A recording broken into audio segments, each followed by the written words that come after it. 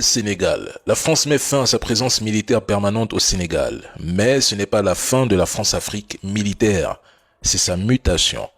Le 6 janvier 2025, le président Macron rectifiait publiquement les propos de son homologue Ouattara en déclarant « La France n'est pas en recul en Afrique. Elle est simplement lucide et se réorganise. Au résultat, on efface les bases militaires visibles car on ne contrôle plus rien, mais on laisse derrière soi des accords techniques, des officiers formateurs, des coopérants dans les pays africains encore favorables à sa présence.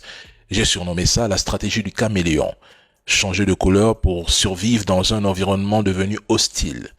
Mais le fond reste le même. Tout le monde sait que la France ne se retire pas de l'Afrique francophone. Elle part d'un pays que lorsqu'elle est chassée, sinon, elle négocie en silence, elle redessine sa carte, elle infiltre autrement. Quelques pays en Afrique de l'Ouest sont devenus des laboratoires d'une France-Afrique 2.0. Une France-Afrique plus discrète, plus intelligente et plus rusée. Donc ce départ soi-disant historique est une opération de communication destinée à sauver la face. La France ne peut plus s'imposer militairement de façon visible car la colère des peuples africains est trop forte, trop grande. Alors, elle opte pour la méthode douce, se retirer officiellement tout en préservant officieusement ses leviers d'action. Mais c'est quand même drôle dans la famille lorsque j'y pense.